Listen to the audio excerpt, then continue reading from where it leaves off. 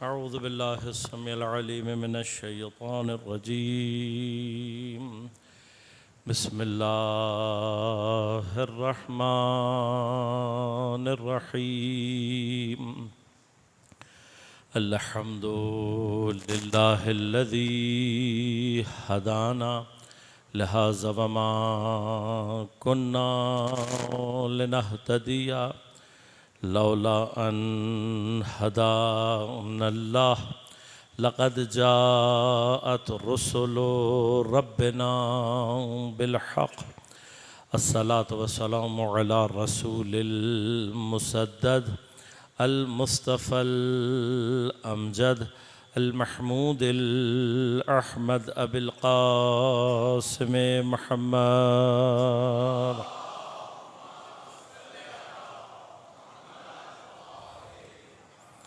वस्सलातु वस्सलामु अला असदिल्लाहिल गालिब गालिब अला कुल्लि गालिब अली इब्न अबी तालिब।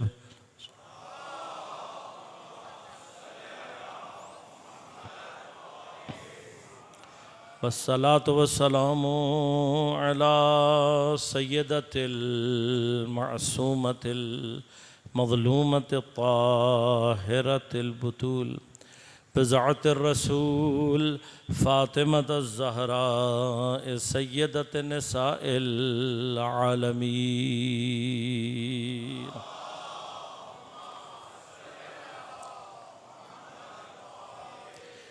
वस्सलातु वस्सलामु अलल हसनिल मुज्तबा वल हुसैनिल मज़लूम व अहले बैतिहि अत्तय्यबीन अत्ताहिरीन अल मअसूमीन अल मज़लूमीन अल मुंतजबीन अल मुंतखबीन ला सियमा बक़िय्यतिल्लाह फ़िल अरज़ीन रूही व अरवाहुल आलमीना लतुराबे मक़दमिहिल फ़िदा व लअनतुल्लाहि अला अअदाइहिम अजमईन। अम्मा बाद क़ाल अल्लाहु तआला फ़ी किताबिहिल करीम बिस्मिल्लाहिर रहमानिर रहीम। इन्नमा युरीदुल्लाहु लियुज़हिबा अन्कुमुर रिज्स अहलल बैत व युतहिरकुम तत्हीरा।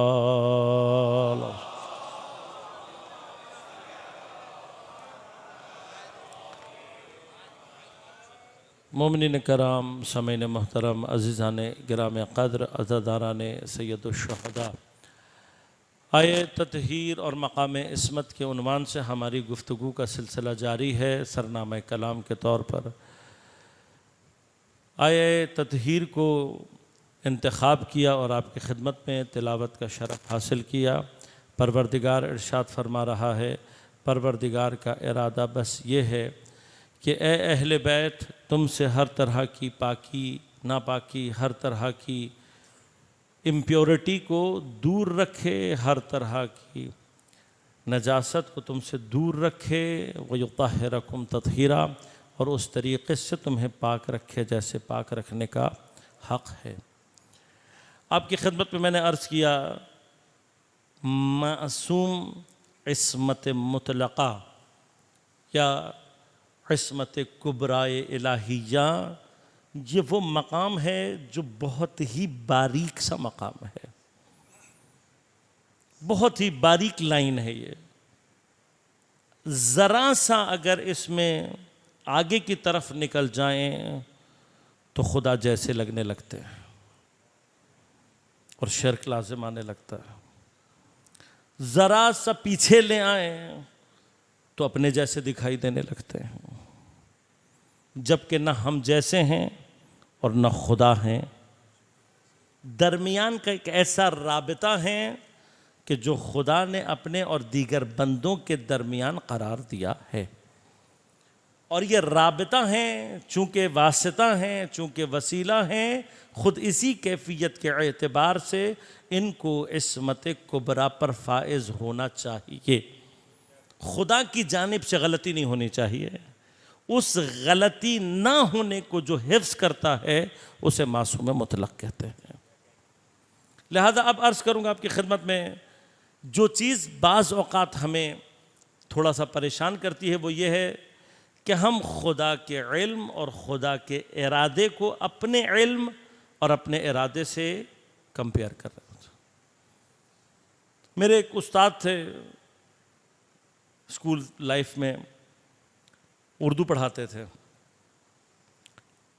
उन्होंने एक मर्तबा क्लास में एक छोटा सा टेस्ट लिया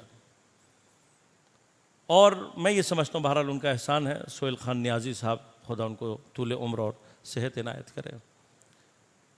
एक छोटे से टेस्ट ने तौहीद की एक ऐसी बिना जहन में कायम की थी जो आज तक महफूज है।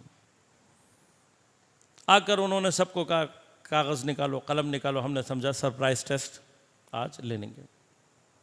और जब हम तैयार हो गए, आमादा हो गए, तो कहने लगे कि अब कागज़ पर कोई एक चीज़ ऐसी बनाओ, कोई मखलूक ऐसी बनाओ कि जो अल्लाह की किसी भी मखलूक से कोई मुशाबहत न रखती हो।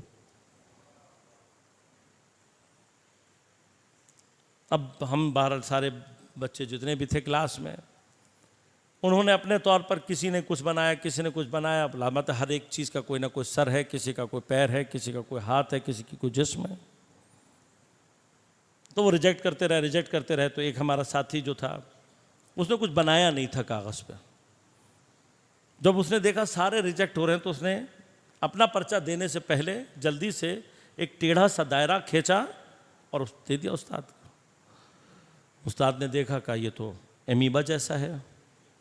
एमीबा होता है ना, एक सिंगल सेलुलर ऑर्गेनिज्म होता है जिसकी कोई शेप नहीं होती। सब फेल हो गया। उसके बाद उन्होंने एक जुमला कहा, कहने लगे याद रखो मखलूक कभी भी खालिक से आगे निकलकर नहीं सोच सकते। भाई हम जो कुछ भी सोचेंगे, टेक्निकली थोड़ा सा, हम जो कुछ भी सोचेंगे, जो इनपुट हमारे पास मौजूद है उसकी कॉम्बिनेशंस के ज़रिए से ही हम आगे जा सकते हैं। जो हमारे दिमाग में है ही नहीं उससे सोचेंगे कैसे? लिहाजा याद रखिएगा, परवरदिगार की जितनी भी सिफात हैं वो सारी की सारी अक्ल इंसानी से मावरा हैं। लिहाजा अगर किसी को गलती से कभी ये गुमान होने लगे कि मुझे खुदा समझ में आ रहा है, जो समझ आ जाए वो खुदा नहीं होता। लिहाजा मासूम ने बड़े वाज़े अल्फाज में कहा है कि तुम जो अपने जहन में बना रहे होते हो वो तुम्हारे जहन की मखलूक होती है, खुदा नहीं होता। लिहाजा खुद अपने जहन के अंदर भी याद रखिएगा, खुदा से मुताल्लिक़ कोई तसव्वुर, उसकी ज़ात के एतबार से कभी कोई तसव्वुर ईजाद करने की कोशिश मत कीजिएगा, वरना जो कुछ हम अपने जहन में ईजाद कर रहे हैं वो हमारे अपनी जहन की मखलूक तो हो सकती है, खालिक नहीं हो सकता। लिहाजा कभी भी अपने इल्म, अपने इरादे से खुदा को कभी भी मुकायसा ना करें। क्यों? हमारा इल्म महदूद है, हमारा इल्म नाक़िस है, हमारा इल्म ज़ाइद बर ज़ात है। यानी क्या, मैं आज आलिम हूँ, फ़र्ज़ करें कुछ चीज़ें मैंने सीख ली हैं, कल किसी बीमारी में मुब्तला हो जाऊँ, सब ख़त्म हो जाएगा। सर पर कोई चीज़ लगे, सारी मेमोरी डिलीट, ज़ीरो, बहुत सारे केसेस हैं। लिहाजा हमारा इल्म हमारी ज़ात से जुदा हो सकता है, जो है वो निहायतन महदूद है, निहायतन नाक़िस है। लिहाजा इंसान अगर कहीं परफेक्शन की तरफ मूव करता भी है तो ट्रायल एंड एरर बेसिस के थ्रू आगे जाता है। एक चीज़ ट्राई करता है, एरर देखता है, उसे रिमूव करता है, फिर ट्राई करता है, फिर एरर देखता है, फिर रिमूव करता है। तो कई ट्राइज के बाद बिलाखिर कोई परफेक्ट चीज़ उसके हाथ में आती। खुदा का इल्म लामहदूद है। अभी हमें समझ में नहीं आ सकता कैसा है। खुदा का इल्म उसकी ऐने ज़ात है, यानी अगर सही माना में बात की जाए तो खुदा खुद ही इल्म है। लिहाजा आलिम जो वो कहता है तसामुहन कहता है, क्योंकि हम और आप समझने के काबिल नहीं हैं। इसी तरह से परवरदिगार का इल्म अपनी पहली इब्तिदाई कैफियत में ही परफेक्ट है। उसे ट्रायल एंड एरर बेसिस की ज़रूरत नहीं है कि वो ट्राई करेगा, फिर एक चीज़ बनेगी, फिर लिहाजा ये जो साइंसदान कहते हैं कि एवोल्यूशन है चीज़ों के अंदर और कोई चीज़ ऊपर की तरफ जा रही है, ये मादे के मसाइल हैं, खालिक के मसाइल नहीं हैं। उसके इल्म में जो चीज़ जैसी रही है वो वैसी ही है। चूंकि उसका इल्म लामहदूद है, उसकी ऐने ज़ात है और परफेक्ट इल्म है, लिहाजा उसका इरादा भी हमारे इरादे से बिल्कुल मुख्तलिफ है। उसका इरादा क्या है? इज़ा अरादा शैअन यक़ूल लहू कुन। अब ये फ़यकून क्या है? फरमाया कि ये कुन और फ़यकून के दरमियान जो लफ्ज़ी फासला है ये भी हमें समझाने के लिए है, वरना वो है कि जिसके इरादे को कुन कहने की ज़रूरत और वहाँ से यकून होने की। बस अब मसला क्या है? मसला ये, जब वो कुन कहता है तो पूरी कायनात तकवीन जो कुछ भी एग्जिस्ट करता है ये उसके एक कुन से है। लेकिन अब मसला क्या है? इस कुन के मुकाबले पर सलाहियत चाहिए। अगर किसी शय में सलाहियत होगी तो जैसे ही वो कुन का इरादा करेगा कोई हो जाएगा। अब जो सबसे पहले फौरी तौर पर, यानी जिस कुन और यकून के दरमियान कोई फासला नहीं है, वहां कुन का इरादा और कोई है, वही अव्वल मखलूक है। और वही अव्वल मखलूक नूर मोहम्मद व आले मोहम्मद अलैहिस्सलातु वस्सलाम।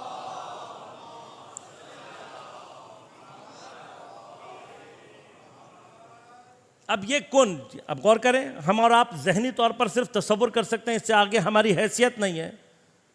जब से है तब से आलिम है, जब से आलिम है तब से मुरीद है, जब से मुरीद है तब से इरादा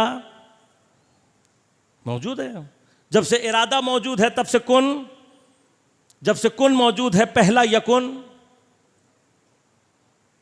मौजूद है ना?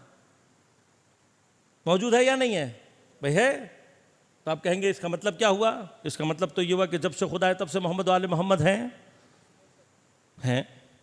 कोई मसला नहीं इसमें। फर्क क्या है? वो खुद से हैं, ये उससे हैं।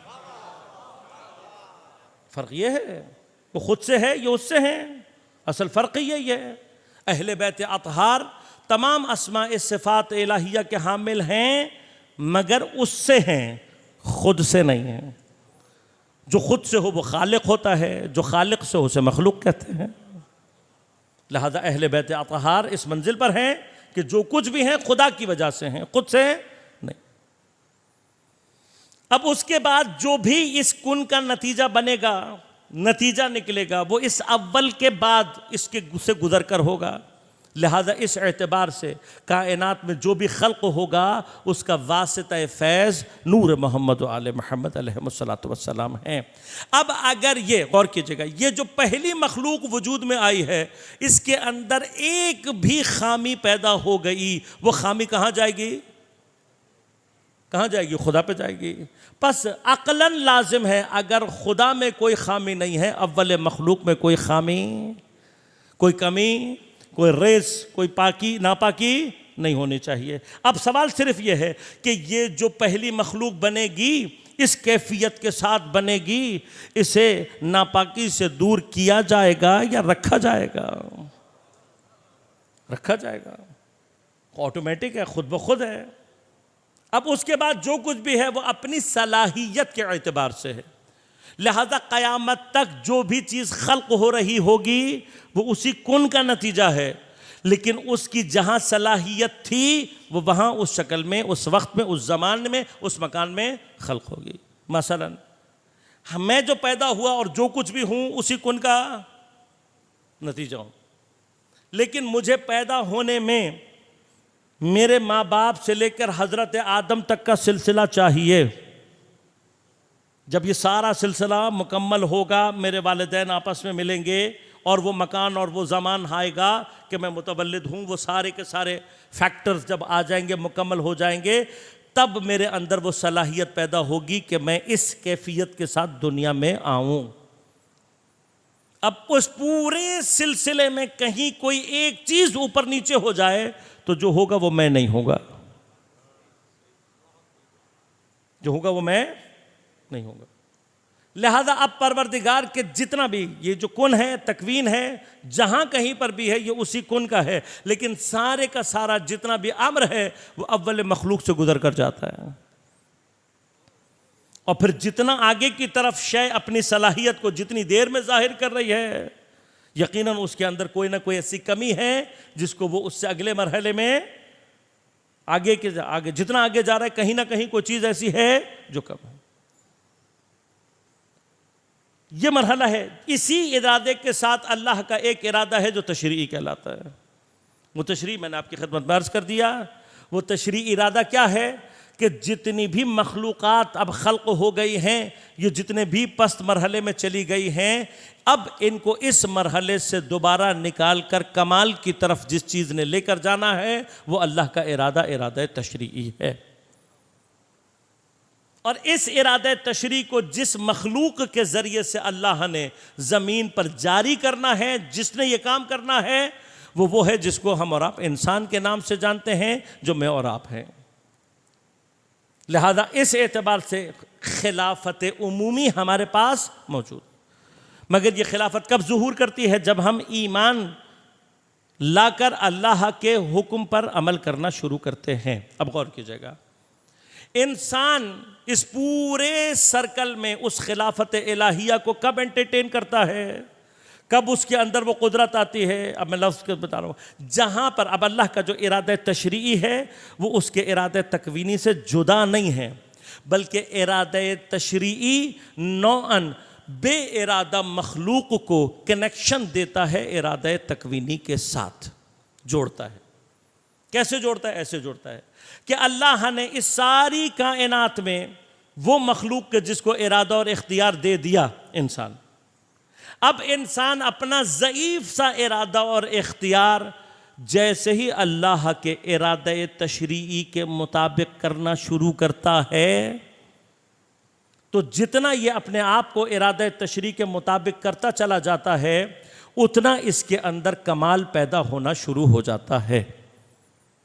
और एक मरहला वो आता है कि जब वो अपने आप को पूरी तरह से इस इरादा तशरीई के अंदर ले आता है। कौन से दायरे में? जो वाजिब और हराम का दायरा है। बस अगर इंसान इस मंजिल को हासिल कर ले कि जहाँ पर वो कोई हराम अंजाम ना दे, कोई वाजिब तर्क न करे, तो वो पाकीज़गी के पहले मरहले पर आ जाता है जिसे कहा जाता है तक़वा। अब इसके बाद के जो मराहिल हैं, जब वो तय करेगा तो क्या होगा? यानी क्या? फिर वो आगे बढ़ेगा। इरादा तशरीई अल्लाह का ख़त्म तो नहीं हुआ, वाजिब और हराम तो नहीं है। इससे आगे की लाइनें कौन सी हैं? मुस्तहब और मकरूह की। अब इस मुस्तहब और मकरूह की लाइन में अगर इंसान आगे बढ़े और मुस्तहब बात को भी अंजाम देना शुरू कर दे, मैक्सिमम मुस्तहब बात अंजाम देना शुरू कर दे, मैक्सिमम मकरूहात को तर्क करना शुरू कर दे, खुद ब खुद तक़वा के मराहिल बढ़ना शुरू हो जाते हैं। अब हदीस हमारे पास मौजूद है, हदीस कुदसी है। पैगंबर को इरशाद फरमा कर परवरदिगार फरमाता है, मेरे हबीब मेरे बंदों से कह दो, जब ये वाजिबात की अदायगी, हराम चीज़ों से इज्तिनाब के बाद ये नवाफिल अदा करते हैं, मुस्तहब्बात अंजाम देते हैं, तो इस मरहले में एक मकाम वो आता है कि जहां मैं अपने बंदे का वो हाथ बन जाता हूं जिससे वो काम कर रहा होता है, मैं उसकी वो आंख बन जाता हूं जिससे वो देख रहा होता है, मैं उसका वो कान बन जाता हूं जिससे वो सुनता है। अब ये कौन सा मरहला है? ये वो मरहला है कि जहां पर इस अब्द ने अपने ज़ईफ़ से इरादों को खुदा के इरादे के तहत लाना शुरू कर दिया। अब अगर जितना इस मंजिल में ये आगे जाता चला जाएगा, क्या होगा? खुदा के हवाले जितना मैं अपना इख्तियार जो उसने मुझे दिया है ये वापस खुदा को करना शुरू करता हूँ, उतना खुदा मुझे साहिब इख्तियार बनाना शुरू कर देता है। लिहाजा एक मकाम वो आता है कि जब इंसान साहिब करामत हो जाता है, जिस जगह का इरादा करता है पलक झपकने में वहाँ पहुँच जाता है। इंसान उस मकाम पर पहुँचता है कि मरीज़ को अगर एक मर्तबा हाथ लगा दे वो शिफा याब हो जाता है। ये सारी करामात हैं जो उलमा से और अफ़ा से ज़ाहिर होना शुरू कर देती हैं। अब इस मरहले का आखिरी मरहला कौन सा हो सकता है? इस मरहले का आखिरी मरहला वो हो सकता है जहाँ पर कोई ऐसा हो कि जो इस मरहले को दर्क कर ले कि वमा तशाऊना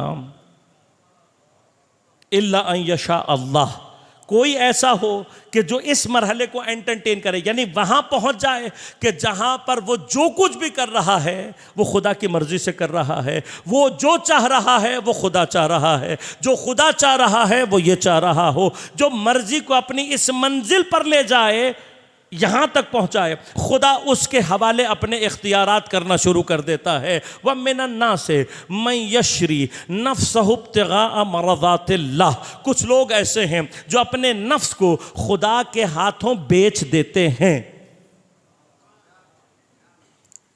खुदा को बेच देते हैं, खुदा का हो जाता है। आप गौर कीजिएगा, ये दो मरहले हैं। एक मरहला ये है, एक वो है कि परवरदिगार ने फरमाया इन्नल्लाह अश्तरा मिनल मुमिनीना अनफुसहुम व अम्वालहुम बिअन्न लहुमुल जन्ना। कुछ लोग ऐसे हैं कि खुदा उनसे उनके नुफूस को ख़रीदता है, उनके माल को ख़रीदता है। जब ख़रीदता है तो क्या करता है? बिअन्न लहुमुल जन्ना, उनको जन्नत दे देता है। अब ये कौन है? ये वो हैं कि जिन्होंने तहारत का एक ऐसा मरहला तय कर लिया है कि नफ्स इतना पाकीज़ा हो गया है कि अब खुदा उस नफ्स का ख़रीदार बना है, खुदा ख़रीदेगा और बदले में जन्नत अता कर देगा। तो वो एक मकाम इख्तियार है, वो एक मकाम है जो कर रहा है। लेकिन कुछ अफराद ऐसे हैं जिनको कुरान क्या कह रहा है कि ये खुदा इनसे ख़रीदता नहीं है, ये खुदा को बेचते हैं।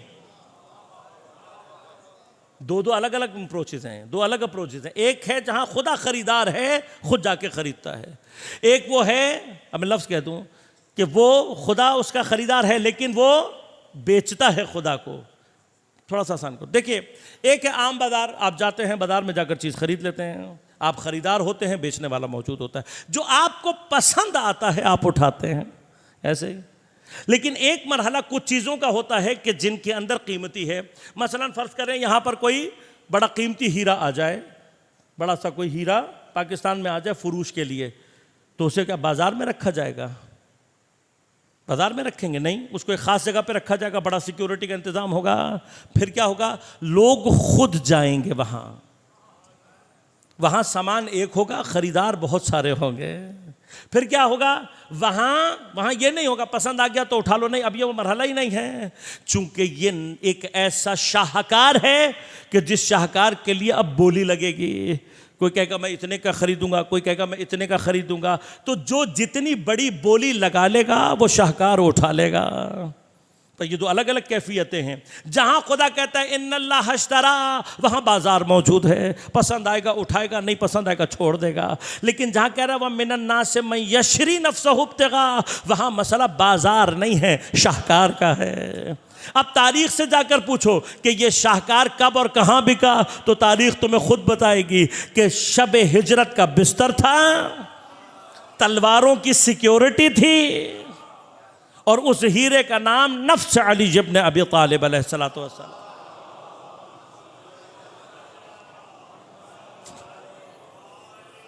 कीमत क्या लगाई है? अल्लाह ने कीमत लगाई है मरज़ातिल्लाह। क्यों? इसलिए कि ये उस मरहले पर है कि जहां वो जानता है कि ये गलती नहीं करेगा। खूब, यहां तक मरहला अगर समझ में आ गया तो अब आपकी खिदमत में अर्ज करूं गौर से। मरहला ये है, ये जो आखिरी पॉइंट है, यहां तक हाथ पकड़ कर लेकर जाना कि जहां कोई गलती ना हो, इंसान उस जगह तक पहुंच जाए, तो जो खुद उस मंजिल पर हो अगर उससे गलती का इम्कान हो तो किसी और को कहां से लेकर जाएगा? बस इस मंजिल के लिए कोई एक ऐसा होना चाहिए कि जिसे अल्लाह ने हर गलती से पाक रखा हो और वो दूसरों को उस मकाम तक पहुंचा सके। पहुंचा सकता है या नहीं? जनाब हज़रत सुलेमान के मरहले में अस्सलमान मिन्ना अहलल बैत कहकर अहले बैत ने बता दिया तुम हमारे हो जाओ, हम तुम्हें यहां तक पहुंचा देंगे। लिहाजा इस्मत की ज़रूरत है अगली। लेकिन मसला कहाँ आता है? मसला यहाँ इल्म इलाही। हम समझते हैं जैसे हमारा इल्म वैसे खुदा का इल्म, ऐसा नहीं। लिहाजा अब होता क्या है, हम ये कहते हैं कि मसलन तो अल्लाह को पता था कि ये गलती नहीं करेंगे, इसलिए गलती नहीं कर रहे हैं। अल्लाह को पता है कि मैं ये गलती करूंगा, इसलिए मैं गलती कर रहा हूं। ये प्रॉब्लम है ना भाई। तो इस्मत के मरहले में जो प्रॉब्लम आती है वो यहाँ आती है। भाई अल्लाह को मालूम था या नहीं कि ये गलती करेंगे या नहीं? अल्लाह को मालूम था कि नहीं करेंगे, तो फिर वो गलती कैसे करेंगे? लिहाजा हमने क्या समझा हमारे इल्म की तरह से कि हमारा इल्म किसी के इख्तियार और इरादे को सल्ब करता है। लिहाजा मैंने आपको कुछ दिन पहले कहा था, ये जो आर्टिफिशियल इंटेलिजेंस में इंसान समझता है कि मैं किसी को इरादा और इख्तियार दे दूंगा, नहीं, याद रखिएगा, इंसान का इल्म कैद लेकर आता है, खुदा का इल्म आज़ादी लेकर आता है। बस खुदा के अलावा कोई नहीं कर सकता। अब मुश्किल क्या है, हम यह समझते हैं कि अगर खुदा के इल्म में है तो हम मजबूर हैं। और ये प्रॉब्लम कहाँ आती है? ये प्रॉब्लम वहाँ पर आती है जब हम माजी के मामलात को हल कर रहे होते हैं। अब आप माजी के मामलात हल न करें, मैं आपके लिए मामले को थोड़ा सा हल कराऊंगा इंशाल्लाह, शायद ये मरहला आपके लिए हमेशा के लिए हल हो जाए। कभी भी इल्म इलाही के और अपने इख्तियार के मामलात को माजी में न तलाश करें, फ्यूचर में तलाश करें। मसलन मैं अभी पानी पीऊंगा या नहीं, ये खुदा को मालूम है या नहीं? मालूम है खुदा को। लेकिन क्या मैं पानी सिर्फ इस वजह से पीऊंगा कि खुदा को मालूम है? यानी मैं जब पानी पी रहा हूंगा तो मैं अपनी मर्जी से पी रहा हूंगा, यानी मेरी वहां कोई मर्जी कोई इरादा होगा या नहीं? मैं ऑटोमेटिक, चूंकि अल्लाह के इल्म में है, इसलिए मैं चाहूं या ना चाहूं पानी पी लूंगा। लिहाजा जब आदमी फ्यूचर को सामने रखकर इल्म इलाही से अपने आप को मिलाता है, अपने आप को देखता है, तो जो आज़ादी यहां आप महसूस कर रहे हैं, हर मखलूक को जिसको अल्लाह ने साहिब इरादा बनाया है उसके पास ये आज़ादी होती है, अब वो चाहे गैर मासूम हो चाहे मासूम हो। लिहाजा मासूम भी अपने तमाम अफ़आल में, अपने तमाम कामों में इख्तियार उसके पास मौजूद है। लेकिन अब इस तमाम इख्तियार, इस तमाम इस्मत, इस तमाम कैफियत के साथ याद रखिएगा, मासूम बुनियादी तौर पर, अब अल्लाह तबारक व तआला ने जिस तरह से हमें खल्क किया, हमारे अंदर अल्लाह ने सलाहियतों को देखा तो हमें खल्क किया, और हम जैसे उसके इल्म में थे वैसे खल्क हो गए। लेकिन इसके मरहले में भी अल्लाह ने कहीं ना कहीं हमें अपने इल्म के मरहले में आजमाया हुआ है। उसके इल्म में हम जो हैसियत रखते थे उसी हैसियत से हम खल्क हुए हैं। बस अल्लाह ताला बगैर किसी को आजमाए मकाम अता नहीं करता। हर मकाम पर उसने आजमाइश की है, टेस्ट किया है, उसके बाद कोई मकाम अता किया। और जब दुनिया में आते हैं तो दुनिया के अंदर भी अल्लाह हर एक के लिए कोई ना कोई आजमाइश रखता है। लेकिन मासूम की आजमाइश क्या है? गुनाह नहीं करेगा, ये तो अल्लाह को भी एतमाद है। वहां मरहला क्या मैंने आपसे अर्ज किया था, वहां अल्लाह अब ये देखना चाहता है ये तर्के औला भी करेगा या नहीं, ये उस परफेक्शन को ज़हूर देगा या नहीं जो मैंने इसके अंदर रखी है या नहीं। लिहाजा खुद अहले बैत मासूम की हैसियत ज़मीन पर क्या होती है? मासूम हमारे लिए, हम जितने भी इंसान हैं, हमारे लिए अल्लाह का इम्तिहान मासूम की ज़ात है। लिहाजा हमारे सारे टेस्ट किसकी निस्बत से लिए जाएंगे? इमाम की निस्बत से। बस हमारा जो कुछ भी हिसाब किताब है, मेरा अपने ज़माने के इमाम की निस्बत क्या रवैया है, ये मेरा इम्तिहान है। अगर मैं उसकी इताअत कर रहा हूँ, अगर मैं उससे मोहब्बत करता हूँ तो मैं जन्नत में जाऊँगा, और अगर उसकी इताअत नहीं कर रहा तो मेरे लिए एक मकाम है, और अगर मैं उससे दुश्मनी पर उतर आऊँ तो दूसरा मकाम है। अब इस बैन शैतान को जो अल्लाह ने इजाज़त दी है, गरचे शैतान ये बात जानता है कि ये जो मासूम है ये गलती वो भी जानता है। उसने हर जगह कहा इल्ला इबादका मिनहुमुल मुखलसीन, जो मुखलसीन है इसको मैं बहका इनको नहीं कर सकता। लेकिन शैतान अपने काम का इतना पक्का है कि जहाँ उसको ये भी मालूम है कि मैं अपनी इस मासूम को बहका नहीं सकता, एक मर्तबा उसके खिलाफ कोशिश ज़रूर करता है, ट्राई ज़रूर मारता है। क्यों? इसलिए कि उसको एक गुमान यह है कि अगर इस मखलूक से एक गलती भी साबित हो गई मैं कामयाब हो जाऊंगा। लिहाजा अब वो अपना लश्कर तैयार करता है। मैंने आयत पढ़ दी थी, वस्तफ़ज़िज़ बिसौते का, जाओ और जाकर इनको अपनी आवाज़ से बहकाओ, वजलिब खैलका वरजलका, और अपने लश्कर तैयार कर, अपने सवारे तैयार कर, अपने प्यादे तैयार जाकर। अल्लाह भी चैलेंज कर रहा है। अब ये चैलेंज कहाँ है? सिर्फ हमारे और आपके लिए नहीं है, हत्ता मासूम। अब गौर कीजिएगा, शैतान का लश्कर बनेगा कब? जब मासूम के सामने आएगा। ये मरहला है ना बिलाखिर। शैतान का लश्कर कब बनेगा? जब मासूम के सामने आएगा। अब ये लश्कर मासूम के सामने आने के बाद तूल तारीख में इस लश्कर ने क्या किया? मासूमीन को अजियत दे दी। कौन लोग हैं जिन्होंने अपने गुनाहों से खुदा के सामने वो मकाम साबित कर दिया कि खुदा ने इन पर हिदायत के दरवाजे बंद कर दिए। अब जब खुदा ने इनके ऊपर हिदायत के दरवाजे बंद किए तो अब खुदा इन्हें ढील देता है, इन्हें इख्तियार देता है, इन्हें कुदरत देता है, इन्हें गलबा देता है, ताकि इन पर इत्माम हुज्जत करे और वहाँ से अपने बंदों को आजमाए। अब उसमें मासूम भी है और गैर मासूम भी। अगर गैर मासूम का राबता इनसे हो तो खुदा हम और आपसे ये नहीं कहता कि तुम आह ना करना, मुझसे और आपसे ये नहीं कहता कि तुम आंसू मत बहाना, मुझसे और आपसे नहीं कह कोई मुझसे और आपसे वो कहता है कोई बात नहीं, तकलीफ पहुंची, आह किया कोई मसला नहीं, अगर थोड़ा सा गिरिया किया कोई मसला नहीं, क्यों थोड़ा सा शिकवा किया कोई मसला नहीं, क्यों? तुम गैर मासूम हो। लेकिन इस पूरे लश्कर को असफल साफिलीन तक पहुंचाने के लिए जिससे आजमाता है वो अपने ज़माने का मासूम होता है।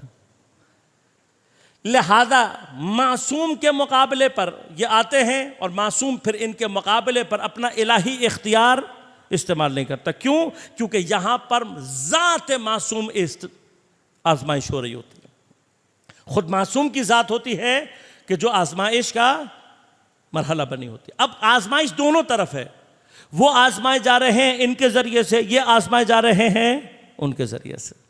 ये जितना जुल्म करेंगे उतना पस्ती में जाते चले जाएंगे, वो जितना सब्र करेगा खुदा को कामयाब करता चला जाएगा। लिहाजा तारीख में जितने भी अंबिया के साथ ये वाक़यात पेश आए उसकी वजह क्या है? उसकी वजह यही, नबी अल्लाह का वो शाहकार है कि जिस पर खुदा को एतमाद है कि ये गुनाह नहीं करे, गलती नहीं करेगा। लेकिन अब खुदा देखना चाहता है कि मेरे बंदे आजमाइश के मुकाबले में, आजमाइश के मरहले में सब्र को कहाँ तक लेकर जाते हैं। लिहाजा हम जो कहते हैं कि मोहम्मद व आले मोहम्मद अलैहिस्सलातु वस्सलाम का मकाम, अल्लाहुम्मा सल्ली अला मुहम्मद व आले मुहम्मद, अच्छे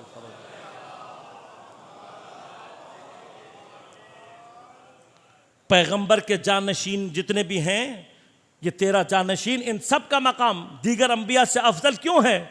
इसलिए कि तारीख ने नकल किया है हर नबी ने बिलाखिर एक किसी न किसी मकाम पर पहुंचकर अपनी उम्मत के लिए बद्दुआ की है, जिसकी वजह से अज़ाब नाज़िल।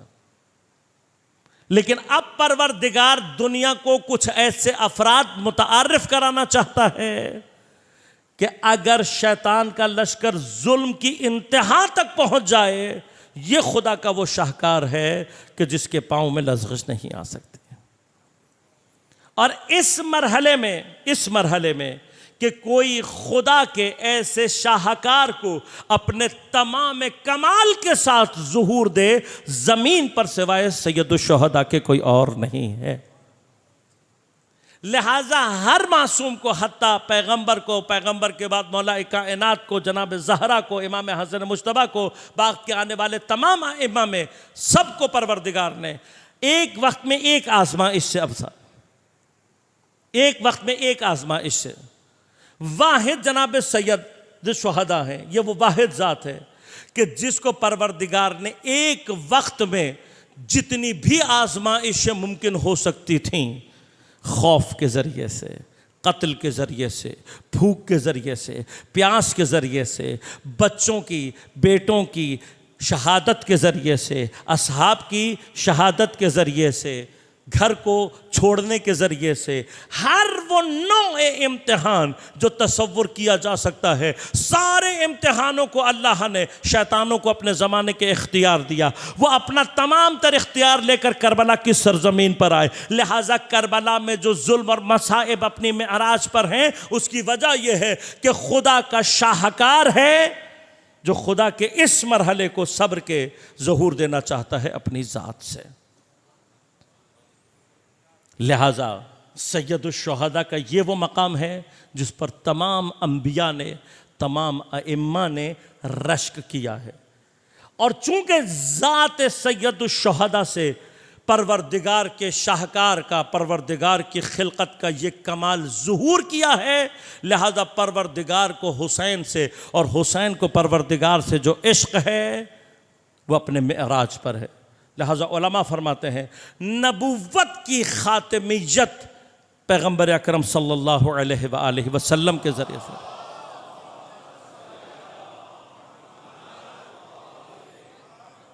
लेकिन इश्क की खातमियत को अल्लाह ने सैयदुश शुहदा के ज़हूर वजूद से ज़हूर दिया। अब इसका माना ये नहीं है, फ़ौरन अर्ज़ कर दूँ कि किसी के जहन में ये आए कि खुदा न खास्ता पैगंबर अकरम इश्क के उस मकाम पर नहीं है या अल्लाह उनके इश्क नहीं है। ये जो 14 हैं इनके बारे में हमेशा एक बात याद रखिएगा, ये परवरदिगार की कुदरत का वो कमाल है। मैंने कल अर्ज़ किया था कि उसने एक कमाल ये खर्च किया कि कसरत को पैदा किया, इनइक्वालिटी को पैदा किया। लेकिन जहां उसने कायनात में इतनी इनइक्वालिटी पैदा की, उस इनइक्वालिटी के दरमियान से उसने अपने कमालात को ज़हूर दिया।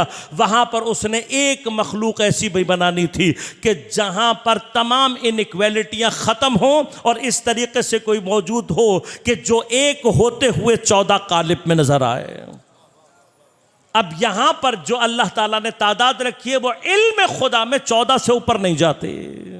इल्म खुदा में वो 14 है। लिहाजा 14 मासूमिन क्यों हैं? इसलिए कि इल्म खुदा में इनके अंदर 14 से ज़्यादा की 14 सी तादाद अल्लाह के इल्म में नहीं है। लेकिन ये 14 अल्लाह ने अब ऐसे बना दिए हैं जो किसी एक से ज़हूर करेगा वो सबसे कर सकता है। बस कोई एक मकाम किसी एक के लिए साबित हो जाए, बाकी सबके लिए हो जाएगा। लेकिन चूंकि मैं और आप समझने की सलाहियत नहीं रखते, इसलिए उसने उसको 14 हिस्सों में तकसीम किया है। बस अगर नबूवत अपने कमाल के साथ किसी वजूद से ज़हूर कर रही है तो बाकियों के लिए भी साबित है। अगर विलायत किसी के वजूद से अपने आप को कमाल दे रही है, बाकियों के साबित है। अगर इसी तरह से इश्क किसी के वजूद से ज़हूर कर रहा है, बाकियों के लिए साबित है। इस्मत किसी एक ज़हूर से वजूद करेगी, बाकियों के लिए खुद ब खुद साबित होती चली जाएगी। लेकिन ये तमाम मकामात अल्लाह ने हर एक को उसके अपने इल्म के मुताबिक जो जहां पर था दिया। लेकिन ऐसा नहीं है कि मासूमीन को अल्लाह ने बग़ैर किसी इम्तिहान के मासूम बनाया। लिहाजा गौर कीजिएगा, एक मरहला है तज़किये का, जो मैंने आपकी खिदमत में अर्ज़ किया। तज़किया क्या है? नापाकियों नाखालिसियों को अपने वजूद से ख़त्म करना। हमारे लिए मरहला तय होता है, तदरीजन हम ऊपर आते हैं, स्टेप बाय स्टेप ऊपर आते हैं, तकवा की मंजिल को हासिल करते हैं। हमारे अंदर से ये कसाफतें, ये इम्प्योरिटीज़ कम होती चली जाती हैं। एक मरहला आता है कि जब इंसान इतना पाक हो जाता है कि ना कोई हराम अंजाम देता है और ना कोई वाजिब तर्क करता है। अगर इंसान इस मंजिल पर पहुंच जाए, इसे कहते हैं तज़किया। ये तज़किये की मंजिल है। लिहाजा तज़किये की कैफियत को बाज़ उलमा ने और बाज़ उरफ़ा ने बड़ी अच्छी तरह से एक शबाहत दी है कि जब हम हैवान का तज़किया करते हैं, हैवान का तज़किया उसको ज़िबह करके होता है। हलाल गोश्त जानवर है, क्या हलाल गोश्त जानवर का मैं कभी भी गोश्त निकाल कर खा सकता हूँ? हर कंडीशन में खा सकता हूँ? नहीं। हलाल गोश्त है, लेकिन जब तक तज़किये के मराहिल से नहीं गुजरेगा, इसका गोश्त में खाने की इजाज़त। बस अल्लाह ने इस मरहले पर भी एक पाकीज़गी को रखा हुआ है। बस जानवर का तज़किया कैसे होता है? उसको ज़िबा किया जाता है। बाकी तमाम शराइत के साथ कि क़िबला रुख हो, छुरी तेज़ हो, लोहे की बनी हो, क़िबला रुख हो, अल्लाह अकबर, खुदा की खातिर, खुदा के नाम के साथ। खुद जो तज़किया और ज़िब का प्रोसेस है वो क्या है कि आप इस तरीके से उसकी गर्दन को काटें कि 4 रगें उसकी पै दर पै कट जाएं, एक के बाद एक 4 रगें कट जाएं। वो 4 रगें जो कटती हैं उनमें से 2 खून की हैं, एक सांस की है और एक खुराक की। ये 4 रगें अगर आपने काट दी गर्दन की तो ये उसका ज़िबा शरही मुकम्मल हो गया। खून निकल जाने के बाद ये गोश्त आपके लिए क्या है? पाक। अब आप खा सकते हैं। क्या जैसे हैवान का तज़किया है, इसी तरह से नफ्स इंसानी का तज़किया है। 4 रगें इंसान के अंदर ऐसी हैं कि अगर इंसान इन 4 रगों को काट दे, उसका नफ्स पाक हो जाता है। वो 4 रगें कौन सी हैं? एक रग उसके अंदर रगे बुख्ल है, कंजूसी की रग। दूसरी रग उसके अंदर रगे जुब्न है, बुज़दिली की। एक रग उसके अंदर रगे जुल्म है और एक रग उसके अंदर रगे शहवत है। ये 4 रगे कट जाएं तो जो इंसान इन 4 रगों के कटने के बाद बनता है वो पाकीज़ा नफ्स होता है। लिहाजा जब बुख्ल की रग कटती है तो इंसान में सखावत पैदा हो जाती है। जब जुब्न की बुज़दिली की रग कटती है तो उसके अंदर शुजाअत पैदा हो जाती है। जब जुल्म की रग कटती है तो उसके अंदर अदालत पैदा हो जाती है। और जब शहवत की रग उसके अंदर कटती है तो उसके अंदर इफ़्फ़त और हया पैदा हो जाती है। बस जब तक ये चार सिफात इंसान के अंदर पैदा नहीं होती उसके नफ्स का तज़किया नहीं हुआ। लिहाजा अब मैंने अपने लिए खुद देखना है कि आया मैं अपने नफ्स का तज़किया अब तक कर पाया हूं या नहीं। एक मर्तबा तज़किया हो जाए तो तज़किए के बाद अब ये आमादा है इसलिए कि इसकी तिहारत की जा सके। तिहारत भी पाक करने को कहते हैं, लेकिन फ़र्क क्या है? फ़र्क यह है कि तिहारत का ताल्लुक़ अभी तक जो नजासतें थीं, जो रिज्स था, उसका जो ताल्लुक़ था वो असल के ग्रोथ की जो बैरूनी कैफियत है, खारिजी कैफियत है, उससे है। चीज़ उग नहीं पाएगी। लेकिन एक मर्तबा उगने के बाद ये बेहतरीन फल दे सके, इसके अंदर कोई खुद खराबी ना हो, ये कीड़ों से महफूज रहे, बस उस मरहले में एक मरहला ततहीर ऐसा होता है कि इसके अंदर कोई ऐसी कुव्वत ईजाद कर दी जाए कि अब कोई शय आकर इसको ख़राब न कर सके। बस ये जो पाकीज़गी का असर है इसको तिहारत कहते हैं।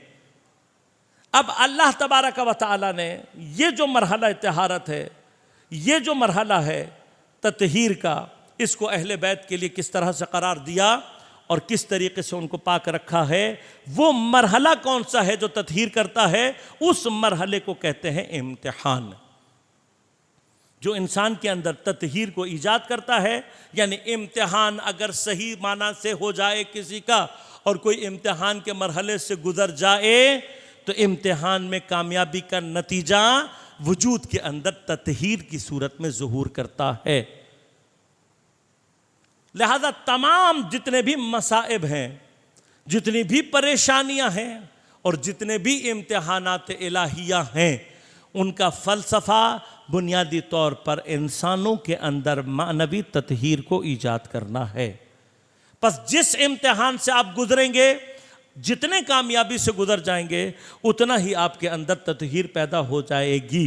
इस वजह से मौला-ए कायनात फरमाते हैं कि खुदा से ये दुआ मत किया करो कि परवरदिगार मुझे किसी इम्तिहान में मुब्तला न कर, परवरदिगार मुझे किसी मुश्किल में मुब्तला न कर, परवरदिगार मुझे किसी परेशानी में मुब्तला मत कर। का ये दुआ मत किया करो। क्यों? इसलिए कि अगर इम्तिहान नहीं होगा तो ततहीर भी नहीं हो पाएगी और परवरदिगार का काम है ततहीर, वो करेगा। लिहाजा ततहीर होगी तो फिर क्या होगा? इम्तिहान होगा, मुश्किल आएगी। लिहाजा फरमाया ये मत दुआ मांगा करो, उसने हतमन तुम्हारा इम्तिहान करना है, हतमन तुम्हें मुश्किल में डालना है। दुआ ये किया करो कि परवरदिगार तू जो इम्तिहान लेना चाहता है, तू जैसा इम्तिहान लेना चाहता है, मुझे उसमें सब्र इनायत कर और इस्तिकामत इनायत कर। लिहाजा अगर सब का मुजाहरा कर दे इंसान तो फिर उस मकाम को तर्क करता है। अब सब्र कहाँ तक करूँ, मेरा सब्र कहाँ तक जा सकता है? कोई तो ज़मीन पर ऐसा हो जो एक मर्तबा उस सब्र का मुजाहरा करके दिखाए कि जहाँ शैतान की भी चीखें निकल जाएं और वो चीख कर ये कहने पर मजबूर हो जाए, काश मुझे मालूम होता आदम के सुल्ब में ऐसे अफराद मौजूद होंगे तो मैं कभी भी आदम को सजदा करने से इनकार न करता। कैसे कैसे मकाम पर सब्र किया है, कैसी कैसी कुर्बानियाँ देकर सैयदुश्शुहदा ने सब्र किया है। जब इंसानी अक्ल करबला देखती है तो सिवाय हैरत के कोई और मकाम इंसानी अक्ल के लिए नहीं। वो कीमती सरमाए जो सैयदुश्शुहदा ने हम जैसे गुनहगारों की ततहीर के लिए, हमें मकाम कमाल तक पहुँचाने के लिए, ज़मीन पर हुकूमत इलाहिया के क़याम के लिए दिए, उनमें से एक कीमती कुर्बानी सैयदुश्शुहदा का भतीजा इमाम हसन मुज्तबा का बेटा जनाब क़ासिम इब्न अल-हसन अलैहिस्सलातु वस्सलाम। अगर अहले बैत अगर इमाम हसन मुज्तबा अल्लाह का हीरा है तो कासिम इमाम हसन मुज्तबा का हीरा है। 13 बरस का सिन है जनाब कासिम का, और इस 13 बरस के सिन में मेरे मौला के इस फर्जंद ने अपनी कम सिनी में इरफान की वो दास्तान रकम कर दी है कि बड़े बड़े औरफा उस एक जुमले को सुनकर सर धुनते हैं कि ये बच्चा इस उम्र में किस मकाम पर था। चाचा मेरा नाम है शुहदा में। कासिम तुम शहादत को कैसा पाते हो? अजीब मकाम है ना, इंसान सोचे तो सही है। हमसे कोई कह दे मरने जाना है 2 मिनट के लिए तो सोचेंगे ना। खुदा जाने जनाब कासिम इरफान के किस मरहले पे हैं। यहाँ हजरत का सवाल ख़त्म हुआ है, वहाँ जनाब कासिम के मुंह से निकला है अहला मिनल असल, शहद से ज़्यादा शीरीं। खुदा जाने किस इरफान पर है। अब अगर शहद से ज़्यादा शीरी कह रहे हैं तो करबला में उसका इजहार भी हो गया है। शायद कोई बच्चा किसी मीठी चीज़ के लिए इतनी ज़िद नहीं करता होगा जितना जनाब कासिम ने आशूर के दिन शहादत के लिए ज़िद की है।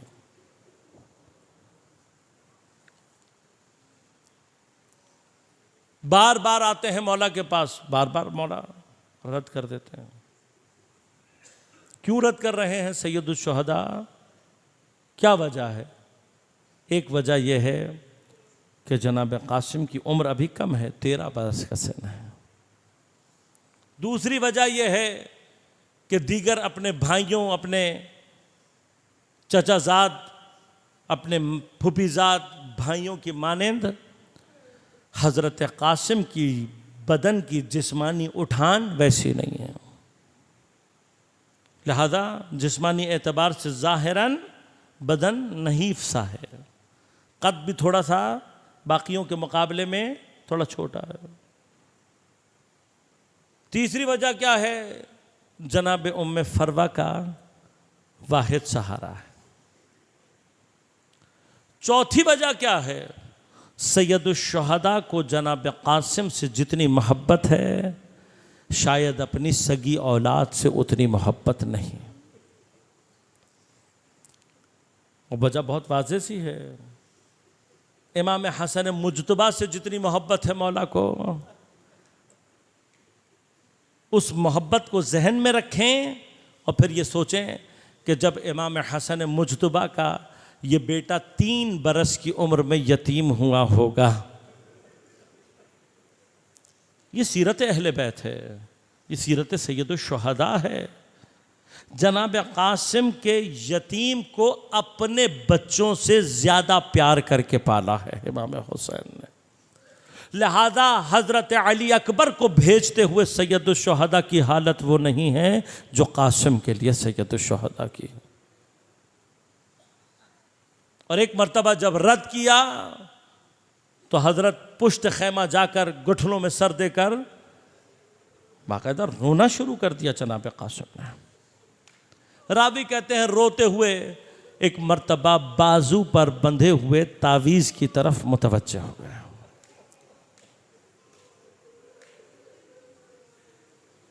ये इस्मत सुगरा है अजीज़ों।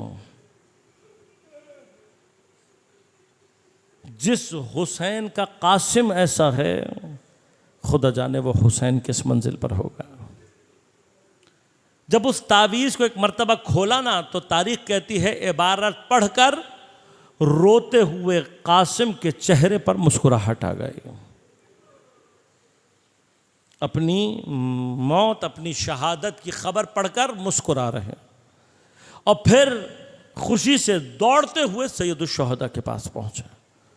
सैयदुल शुहदा जानते हैं, लेकिन एक मर्तबा जब भाई की इबारत को पढ़ा आंखों से आंसू जारी हो गए।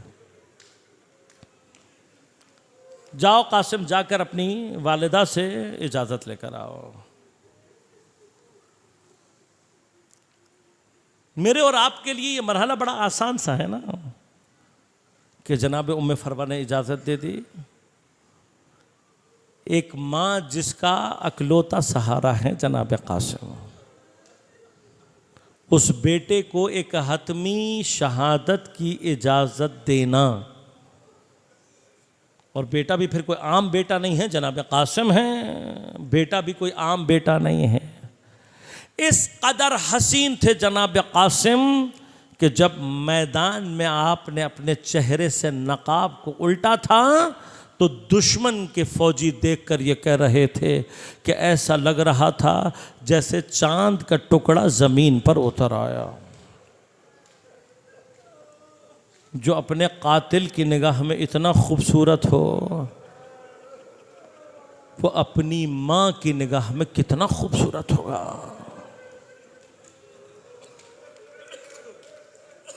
लेकिन मेरा सलाम हो जनाब उम्मे फरवा के इरफान पर, मेरा सलाम हो जनाब उम्मे फरवा के।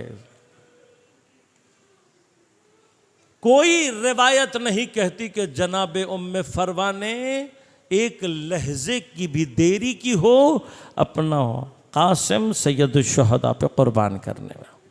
एक मिनट की देर नहीं लगाई है, खुदा की राह में अपना कासिम कुर्बान कर दिया। लिहाजा खैमे में गए हैं और वापस आए हैं।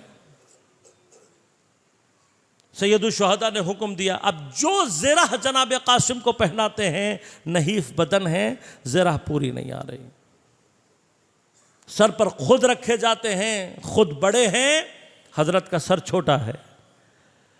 लिहाजा वाहिद शहजादा है जो बगैर ज़ेवर जंगी के मैदान जंग में उतरा। न बदन पे कोई ज़रा है,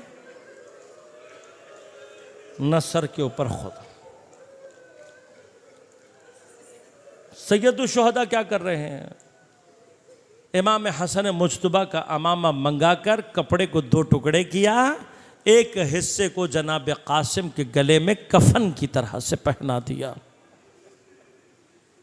गोया हुसैन जानते थे कि कासिम को तो कफन भी नसीब नहीं हो सका। दूसरे हिस्से का अमामा बनाकर सर पर रख दिया।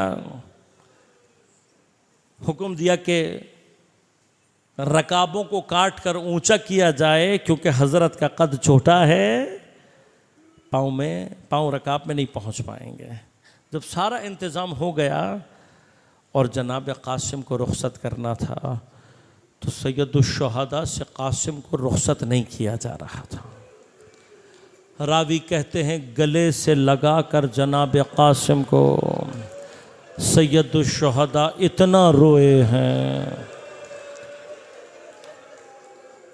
इतना रोए हैं।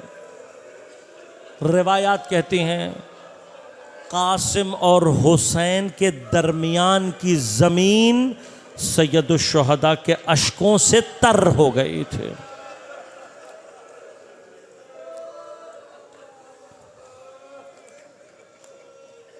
बाज़ रावी कहते हैं हत्ता सैयदुल शुहदा पर गशी तारी हो गई।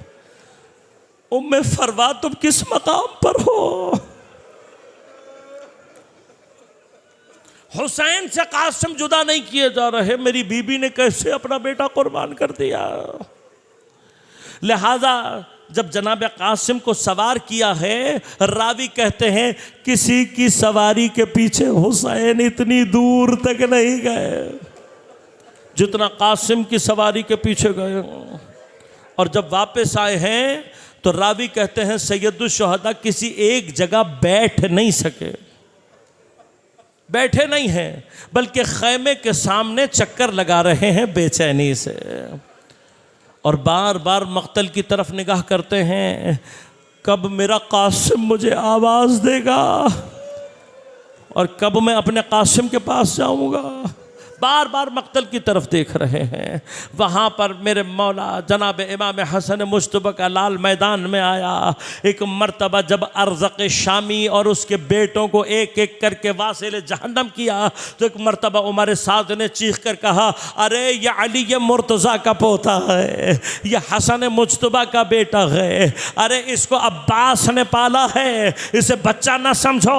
एक बड़े लश्कर को हुक्म दिया, जनाब कासिम के ऊपर हमला किया गया।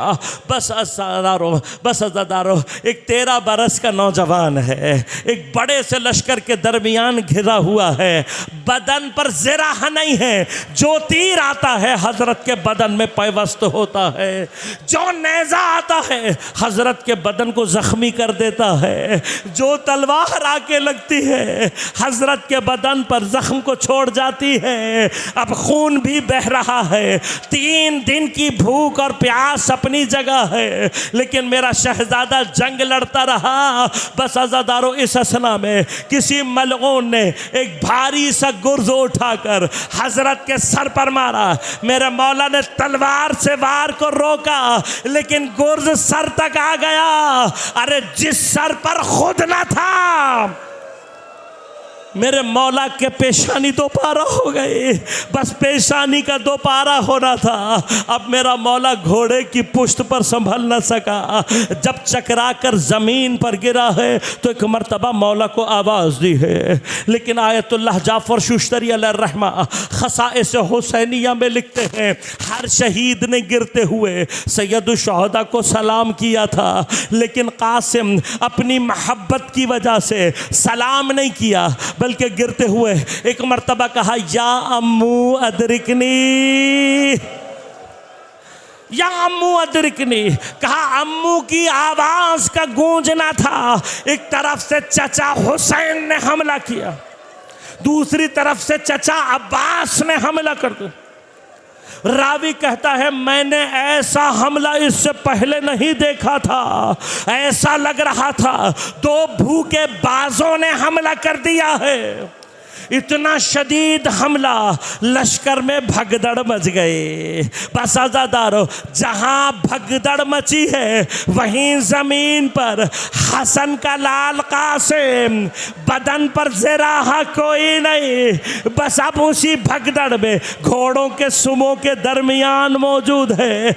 आयतुल्लाह ने लिखा, किसी शहीद ने इमाम हुसैन को 1 से ज़्यादा मर्तबा आवाज़ नहीं दी, लेकिन कासिम ने सैयदुश्शुहदा को कई मर्तबा पुकारा है, कई मर्तबा पुकारा। कहा जब भी मेरे मौला के बदन पर किसी घोड़े का सुम लगता था, कासिम एक मर्तबा तड़प कर आवाज देते, या अम्मू अदरिकनी, या अम्मू अदरिकनी, या अम्मू अदरिकनी।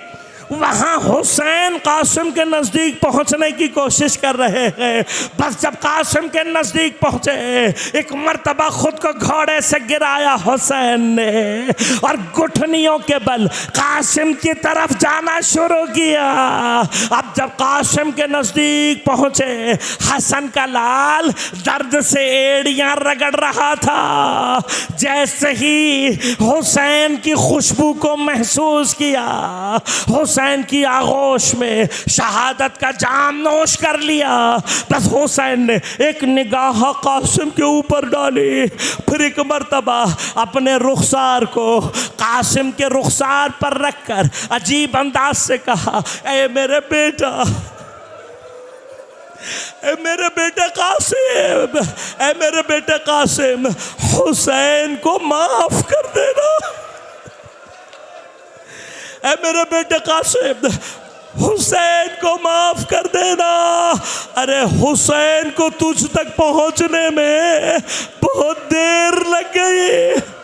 मौला कितनी देर लगी।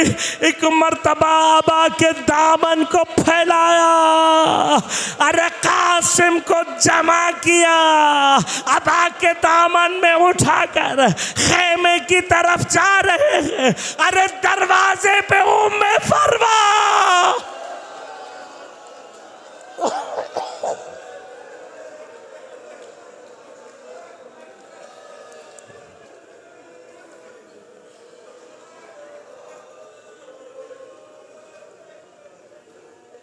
अला वलअनतुल्लाह अलल क़ौमिज़्ज़ालिमीन वसयअलमुल्लज़ीना ज़लमू अय्युमुल क़लबि यन्क़लिबून।